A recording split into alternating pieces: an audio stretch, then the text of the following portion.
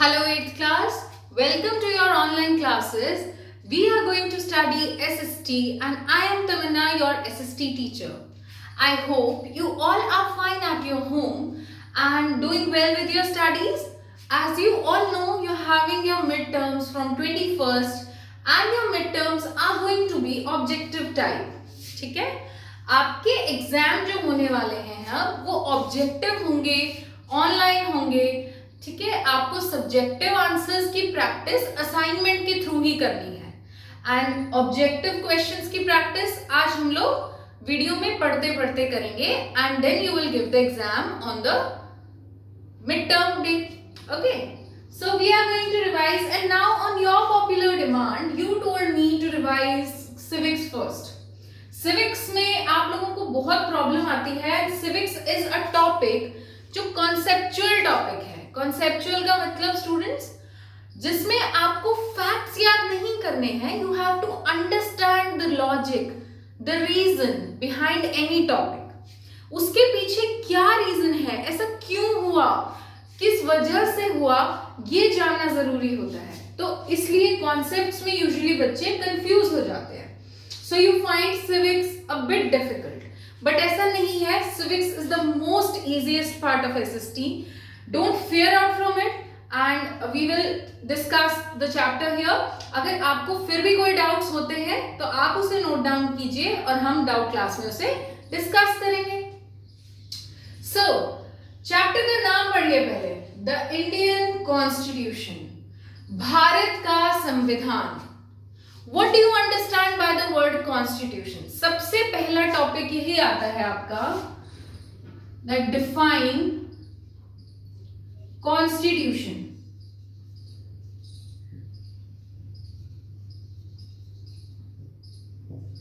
अब कॉन्स्टिट्यूशन को डिफाइन करने के लिए उससे पहले आपको एक स्टोरी बताई गई है ऑफ फुटबॉल गेम.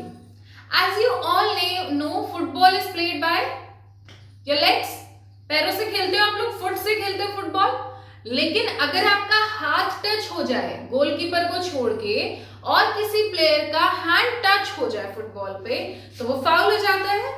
ये गेम का रूल है. ऐसे ही एग्जाम का भी कोई रूल होता है. If you are writing the exam you are not suppose to talk to your friends, you are not suppose to copy it from the book.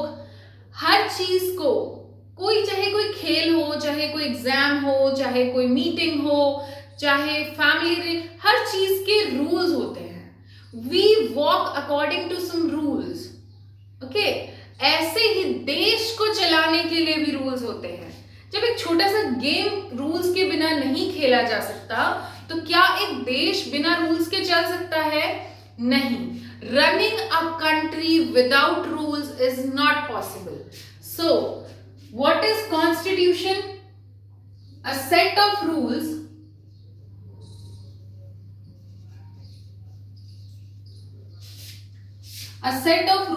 according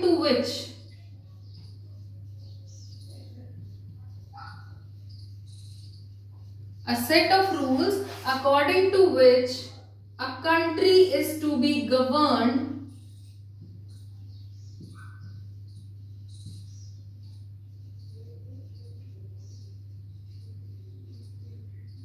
and agreed upon all citizens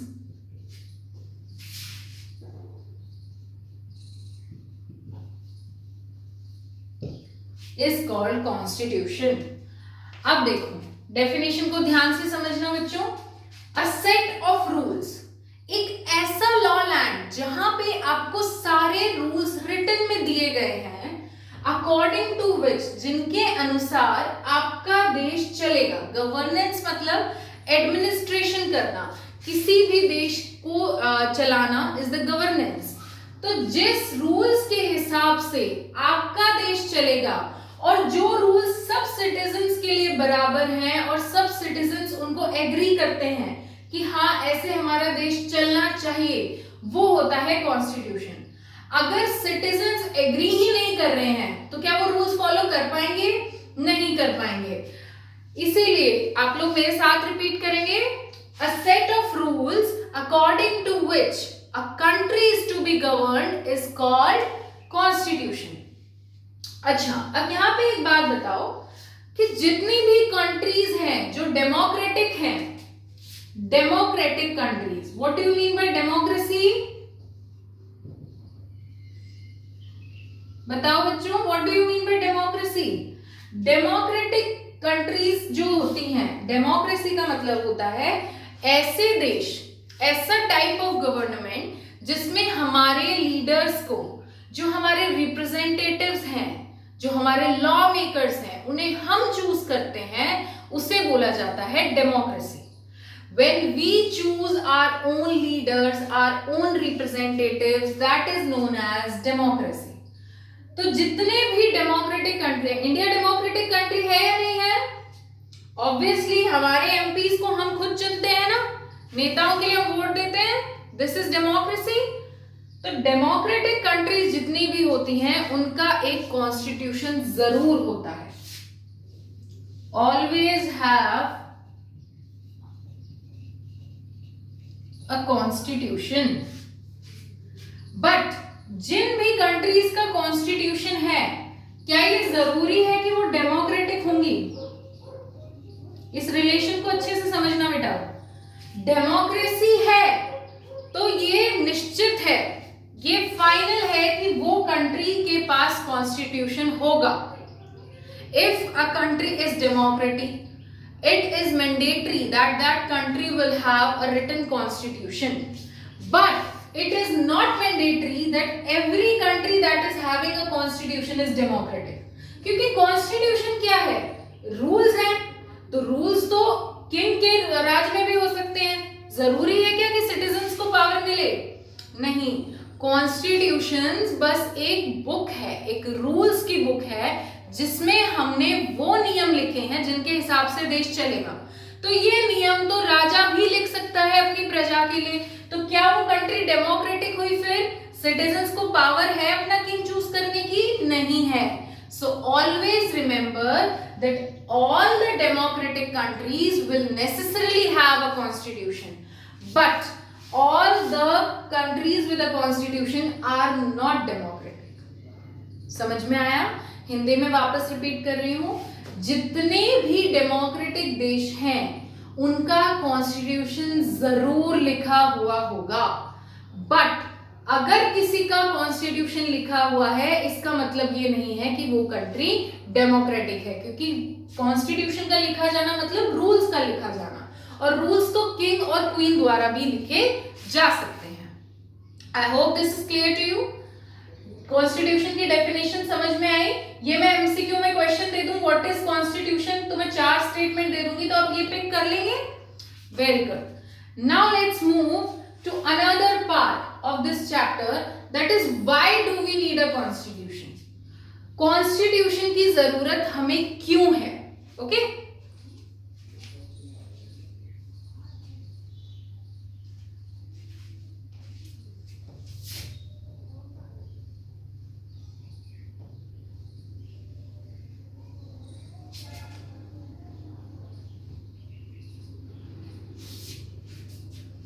Okay students, why do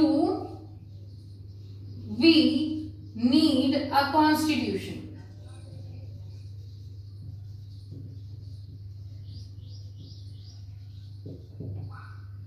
There are many reasons कि हमें एक संविधान की जरूरत पड़ती है। अब नेपाल का एग्जाम्पल आपको बुक में दिया गया है। Nepal was a country that was not democratic from earlier। वहां के सिटीजन्स को अपने लीडर्स चूज करने का राइट नहीं था। It was under the direct control of a king. King used to rule Nepal, but the citizens were not very happy with that rule. Citizens were not satisfied with the king's rule, they wanted democracy. तो citizens ने अपनी democracy के लिए fight करना start किया। They started representing themselves as the warriors and they wanted democratic country. Nepal के जितने भी सिटीजन्स थे वो अपने देश को डेमोक्रेटिक बनाना चाहते थे, किंग के राज से छुड़ाना चाहते थे। फाइनली 2006 में किंग के पावर पे रोक लग गई थी। ठीक है, किंग के पावर पे कब रोक लगा दी गई नेपाल में? सिटीजन्स के द्वारा 2006 में। उसके बाद नेपाल बनी एक डेमोक्रेटिक कंट्री। अब उस टाइम पे जो कॉन्स्टिट्यूशन था, जो किंग ने कॉन्स्टिट्यूशन लिखा था, जो रूल्स लिखे थे, क्या उससे सिटीजन्स खुश थे? नहीं थे। खुश होते तो फिर वो किंग के अंडर ही रह लेते। The constitution that was written up by the king in Nepal was not very satisfying for the citizens. उससे देश के नागरिक खुश नहीं थे। तो वो क्या करना चाहते थे? अपने लिए एक नया संविधान लिखना चाहते थे। And new constitution was made up for Nepal by the citizens इन 2015। 2015 में उन्होंने अपने लिए एक नया संविधान लिखा। पहले हमें यह देखना है कि हमें संविधान की जरूरत क्यों होती है। फर्स्ट स्टेटमेंट देखो, it explains what kind of society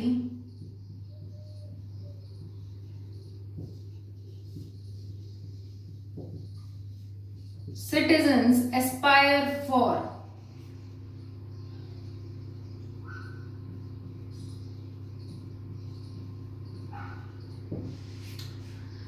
इस लाइन का मतलब क्या हुआ? अब कॉन्स्टिट्यूशन नेपाल के लोगों ने क्यों चेंज किया था? क्योंकि जो पहले रूल्स थे, जो पहला सेट ऑफ रूल्स था डिसाइडेड बाय द किंग, उसमें वो लाइफ नहीं थी जो नेपाल के सिटीजन्स चाहते थे। तो अब के कॉन्स्टिट्यूशन में वो क्या लिखेंगे? जैसी लाइफ, जैसा समाज, जैसे रूल्स वो चाहते थे। यही कॉन्स्टिट्यूशन का सबसे इंपॉर्टेंट फंक्शन है। कॉन्स्टिट्यूशन किसी भी देश का हो, वो हमें ये दिखाता है कि कैसा समाज उस देश के नागरिक अपने लिए चाहते हैं। जैसे कि हमने हमारे इंडियन कॉन्स्टिट्यूशन के directive states of principle policy DPSPs में ये लिखा है कि हम कैसी सोसाइटी चाहते हैं। हम ऐसी सोसाइटी चाहते हैं जो फ्री फ्रॉम एक्सप्लॉयटेशन हो, वर्कर्स को इक्वल वेजेस मिले, विमेन मेन इक्वल हों, सब बच्चों को एलिमेंट्री एजुकेशन मिल सके। ये क्या है? ये हमारी विशेस हैं। एस्पायर फॉर मतलब जो इच्छा है सिटीजन्स की। कॉन्स्टिट्यूशन क्या दिखाता है, क्या समझाता है कि जो देश के नागरिक हैं वो किस प्रकार के समाज में रहना चाहते हैं, what kind of society they wanted to live in। वो कैसा समाज, कैसे रूल्स चाहते हैं, ये हम कहाँ लिखते हैं? कॉन्स्टिट्यूशन में। ठीक है। सेकेंड देखो, अब हमने डेमोक्रेसी में पावर किसको दी है हमारे ऊपर रूल करने की? लीडर्स को दी है। जब भी हम किसी को पावर देते हैं तो हमेशा एक डर रहता है कि वो अपनी पावर को मिसयूज कर सकता है। Constitution ensures that leaders do not misuse their authority।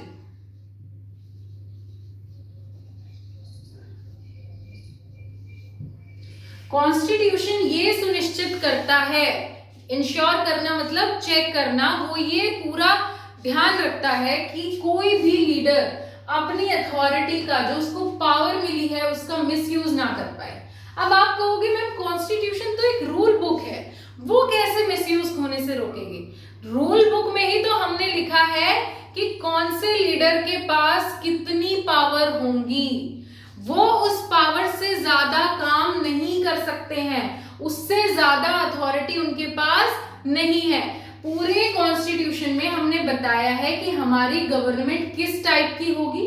जैसे नेपाल के कॉन्स्टिट्यूशन में पहले क्या लिखा था? The country is to be ruled by a king, कि कंट्री को किसके द्वारा चलाया जाएगा? राजा के द्वारा। लेकिन जब टाइप ऑफ गवर्नमेंट चेंज हुआ तो नेपाल के कॉन्स्टिट्यूशन में क्या लिखा गया?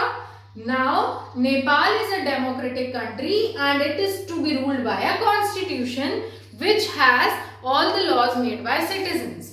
अब नेपाल किसके द्वारा रूल किया जाएगा? उन नियमों के द्वारा जो नागरिकों ने लिखे हैं। तो कॉन्स्टिट्यूशन में हम लोग ये भी लिखते हैं कि हमारे देश में कैसी सरकार है, कैसे वो सरकार बनेगी, कैसे इलेक्शंस होंगे, कौन वोट देगा, कितने सीट्स लेने के बाद सरकार बन जाएगी, ये सब रूल्स हमने कहाँ लिखे हैं?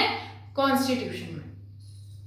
आज जो लोकसभा के चुनाव होते हैं, आप देखते हो कि हम वोट देते हैं for MPs, member of parliament के लिए, एमएलएस के लिए, सरपंच के लिए, ये सब कहाँ लिखा है? कॉन्स्टिट्यूशन में लिखा है। Constitution specifies how the government will be formed in a nation and what kind of government will be present in the nation.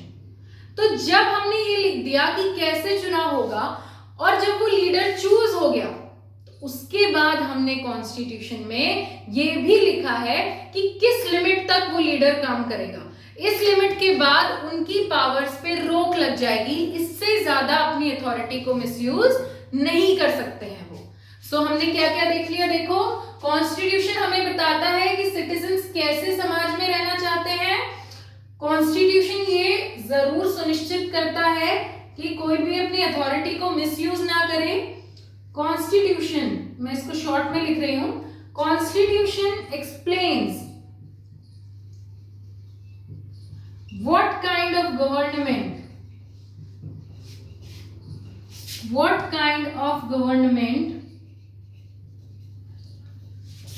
is formed in the country.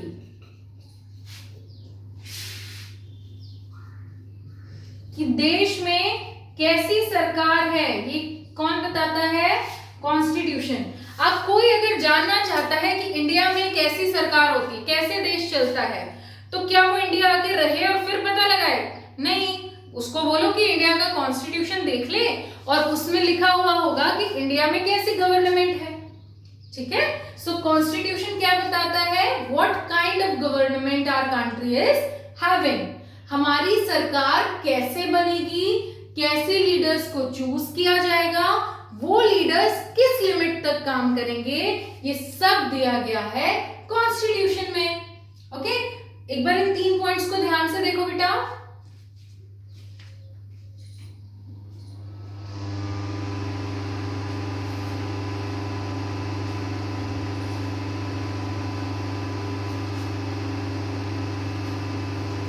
Okay, इन्हें मिटा दूं।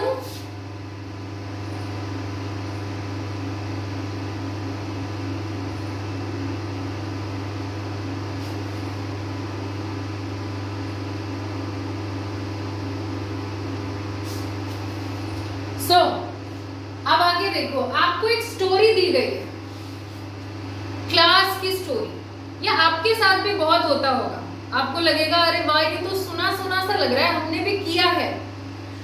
सुरेश एक बहुत ही इल मैनर्ड बच्चा है, शैतान है, अपने क्लासमेट्स को छेड़ता है, उन्हें सप्रेस करता है, और उस सुरेश को मैम ने मॉनिटर बना दिया।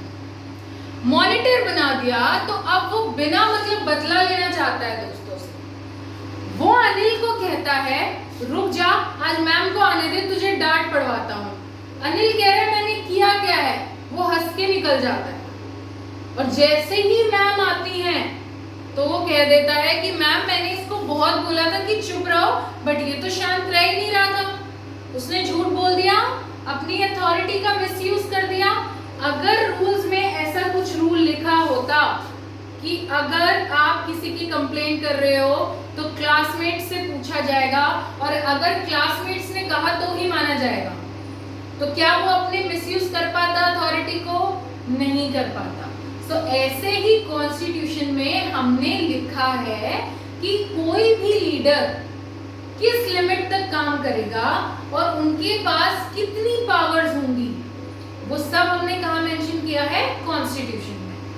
अब देखो 4th point, constitution safeguards it's citizens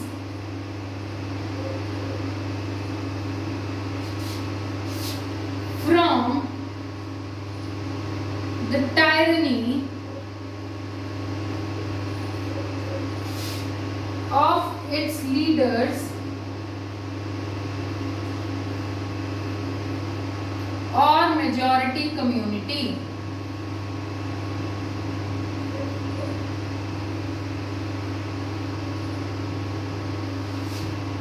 अब इसका मतलब क्या है? कॉन्स्टिट्यूशन हमें बचाता है अत्याचार से। Tyranny is the suppressing rule, जब कोई हमें दबाने की कोशिश करता है, this is tyranny. So constitution safeguards us. Safeguard करना मतलब बचाना, हमें सेफ रखता है। किससे? The suppressing rule of its leaders और मेजॉरिटी कम्युनिटी। अब ये कैसे हमें सेफ रखता है? Bye fundamental rights. कैसे सेफ रखता है? Bye fundamental rights. तो मैंने आपको बताया है कि एक स्टोरी मैं बता रही हूं, देखो कि जब कोई मेजॉरिटी हो, मेजॉरिटी मतलब कोई ग्रुप ऐसा हो जिसमें ज्यादा लोग हैं और कोई ऐसा ग्रुप हो जिसमें कम लोग हैं। Example, Hindus are in majority in India, हिंदू ज्यादा है और मुस्लिम्स कम है, तो मुस्लिम्स क्या हुए? माइनॉरिटी, हिंदू क्या हुई? मेजॉरिटी। हमने कॉन्स्टिट्यूशन में ऐसे रूल्स लिखे हैं जिससे इंश्योर हो कि मेजॉरिटी कम्युनिटी अपना अत्याचार ना कर पाए माइनॉरिटी कम्युनिटी पे, उनको भी उनके राइट्स मिले, उनको किसी भी फैसिलिटी से दूर ना किया जाए। ये सब हमने कहाँ लिखा है? कॉन्स्टिट्यूशन में। एक स्टोरी दी गई है एग्जाम्पल में एनसीईआरटी बुक में, दैट गेम्स का पीरियड आता है, क्लास में बॉयज का ग्रुप है, गर्ल्स का ग्रुप है। बॉयज कह रहे हैं फुटबॉल खेलेंगे, गर्ल्स कह रही हैं प्लीज चेंज करते हैं, आज कुछ बास्केटबॉल खेलते हैं। तो मैम ने कहा कि वोट करके डिसाइड कर लेंगे। अब जब क्लास में लड़कों के ग्रुप में लड़के ज्यादा हैं और लड़कियां कम हैं, तो किसके वोट ज्यादा होंगे? हमेशा ही लड़कों के वोट ज्यादा होंगे। वो जीत गए और फुटबॉल खेलने का डिसीजन आ गया।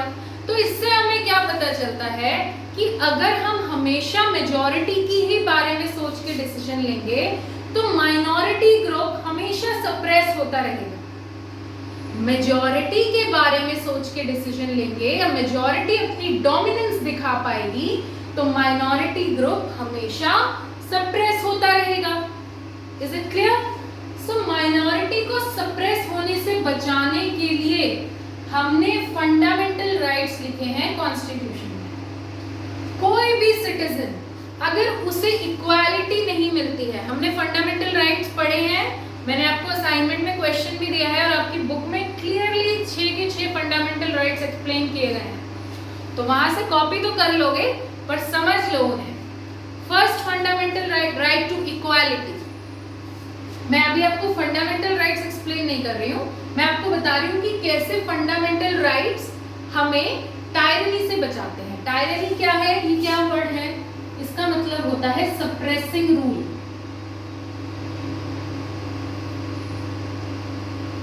या इसे आप अत्याचार भी कह सकते हो, ठीक है? सो कैसे हमें बचाती है? हमारे पास है right to equality.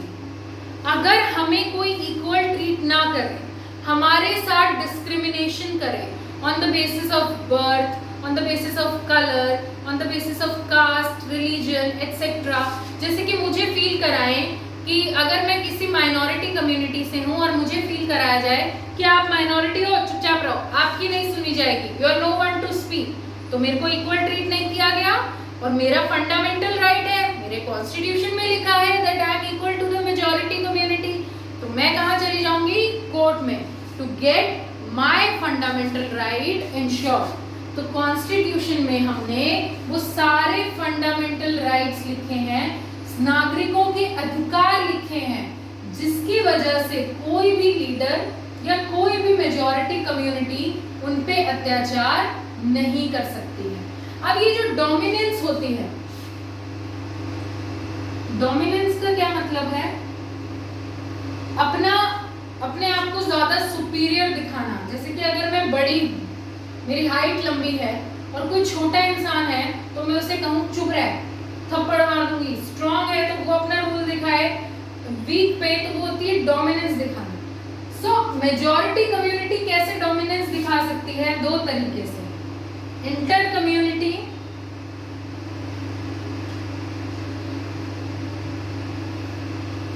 Intra community.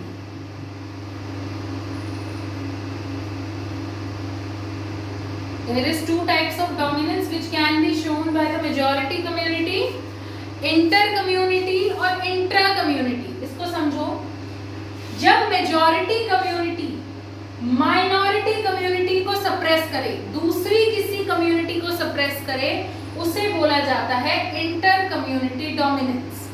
जैसे मैं हिंदू अगर किसी मुस्लिम को सप्रेस करने की कोशिश करती हूँ, किसी सिख को सप्रेस करने की कोशिश करती हूँ, सो मैं क्या कर रही हूँ, इंटर कम्युनिटी डोमिनेंस दिखा रही हूँ। लेकिन अगर एक ही कम्युनिटी के लोग, जैसे सारे हिंदूज हैं, हिंदूज में भी डिविजन है, ब्राह्मण्स जो हैं, अगर टॉप क्लास पर्सन्स ब्राह्मण्स अपना रूल सप्रेस करने लगे, अपने रूल से दूसरी जात को दबाने लगे, सब हिंदू हैं, एक ही ग्रुप है, मुस्लिम्स को भूल जाओ, एक ही ग्रुप चल रहा है हिंदूज का, उसमें अगर ब्राह्मण्स दूसरी क्लास को सप्रेस करने लगे, वो क्या होगी, इंट्रा कम्युनिटी डोमिनेंस। अगर हम अपनी ही कम्युनिटी के अंदर दूसरे लोगों को, other members of the community को सप्रेस करते हैं, उसे बोला जाता है इंट्रा कम्युनिटी डोमिनेंस। और अगर हम जो मेजॉरिटी कम्युनिटी है वो माइनॉरिटी को सप्रेस करती है, that is known as inter community dominance. I hope this is clear to you. तो फंडामेंटल राइट्स कहाँ लिखे हैं, कॉन्स्टिट्यूशन में। तो कॉन्स्टिट्यूशन हमें लीडर्स से और मेजॉरिटी कम्युनिटी के अत्याचार से बचाता है। Clear.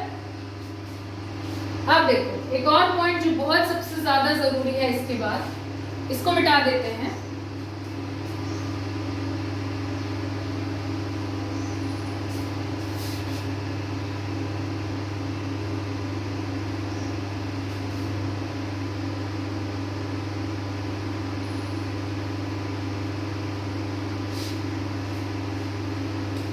Okay, fifth point, we cannot change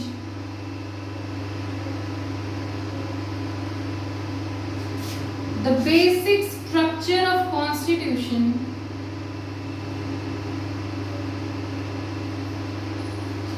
we cannot change the basic structure of constitution. So constitution prevents us from our own wrong decisions.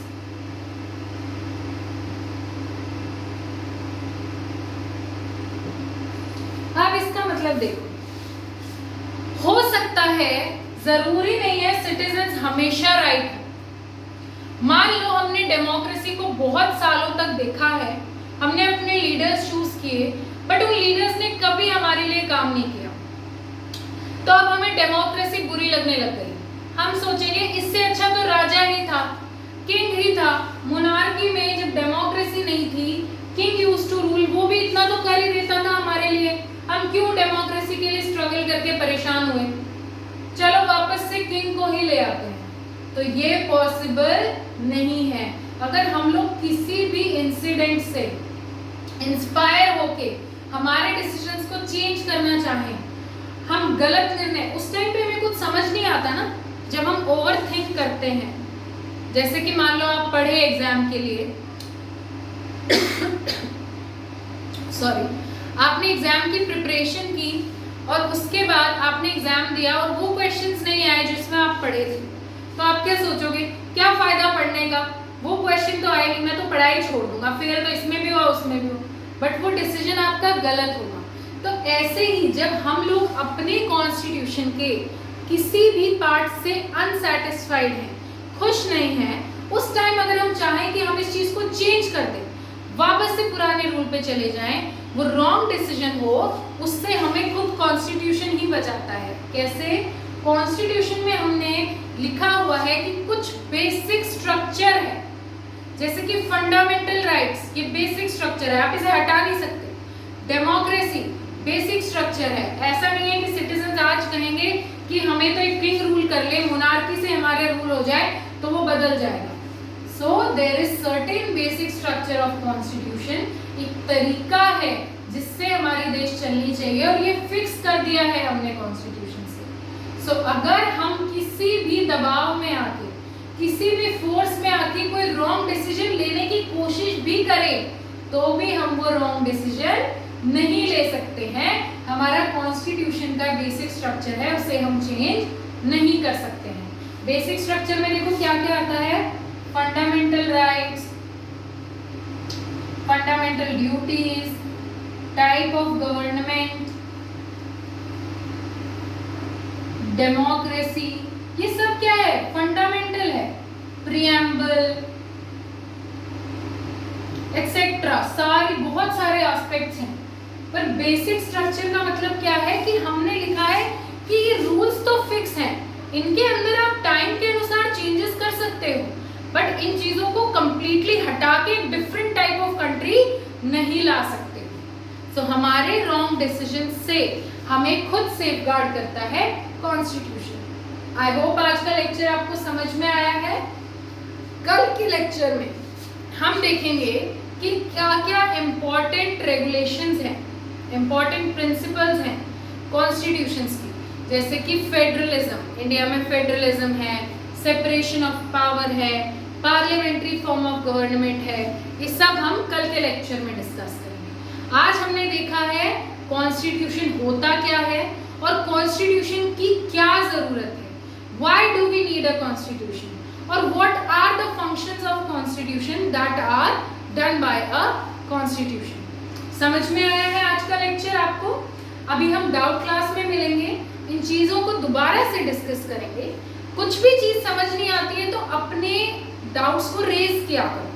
कई बार स्टूडेंट क्या सोचता है कि नहीं मैं मैम से नहीं पूछूंगा, पता नहीं मैम सोचेगी इसको तो समझ में ही नहीं आता। ऐसा नहीं सोचते हैं आपके टीचर्स। आपके टीचर्स ज्यादा खुश होते हैं जब आप डाउट्स पूछते हो हमें, ताकि पता चलता है कि बच्चा अटेंटिव है, इसको ये समझ नहीं आया तो जानना चाहता है। आप पूछ लो वो अच्छा है, वरना जब हम पूछते हैं और आप चुप हो जाते हो वो बुरा लगता है। ओके, सो आप एक रफ नोटबुक में अपने डाउट्स मेंशन करो और अभी लाइव क्लास में हम उसे डिस्कस करते हैं। Okay students, have a very good day and prepare for your midterms very well.